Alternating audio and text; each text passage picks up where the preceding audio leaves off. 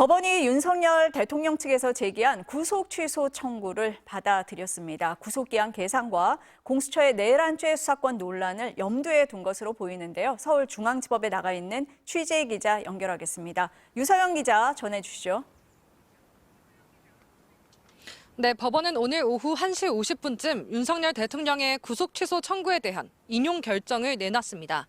윤 대통령의 내란죄 재판을 맡고 있는 서울중앙지법 형사합의 25부는 오늘 구속 취소 결정을 밝히며 구속 기한과 공수처의 내란죄 수사권 문제를 이유로 들었습니다. 재판부는 우선 윤 대통령이 구속 기간이 만료된 상태에서 재판에 넘겨졌다고 봤습니다. 구속 기간은 날이 아닌 실제 시간으로 계산하는 것이 타당하다고 설명했습니다. 또 윤 대통령의 체포 적부 심사를 위해 수사 서류 등이 법원에 있었던 기간도 구속 기간에 산입해야 한다고 봤습니다.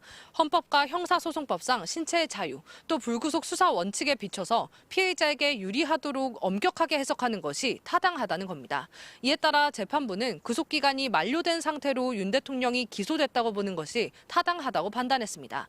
또 기간이 만료되지 않은 상태에서 윤 대통령을 재판에 넘겼더라도 구속 취소 사유가 인정된다고 했습니다.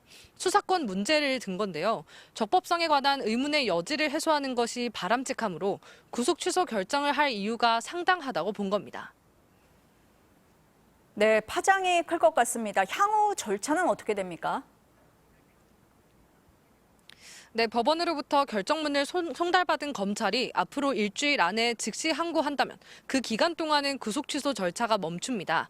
법원이 검찰로 구속 취소 결정문을 보내면요, 검찰은 석방 지휘를 하거나 즉시 항고를 하는 두 가지 선택지를 가지게 됩니다. 형사소송법상 검찰은 즉시 항고 기간 7일 동안 피고인을 구금할 수 있습니다. 즉 검찰이 오늘부터 일주일 안에 즉시 항고를 결정할 수 있는 건데요. 윤 대통령 대리인단도 이 같은 규정을 감안해서 즉시 대통령의 석방을 지휘하라는 입장문을 내놨습니다. 반면 검찰이 석방 지휘를 하게 되면요, 윤 대통령은 수감 중인 서울구치소에서 풀려나게 됩니다. 다만 오늘 결정에 대해 다른 비상계엄 피고인들과 형평성에 맞지 않는다는 지적이 나옵니다. 여인영, 곽종근, 이진우, 박안수 전 사령관, 또 김봉식 전 서울경찰청장 등 윤 대통령 지시로 계엄에 가담한 군경 수뇌부들은 모두 구속된 상태이기 때문입니다. 지금까지 서울중앙지법에서 전해드렸습니다.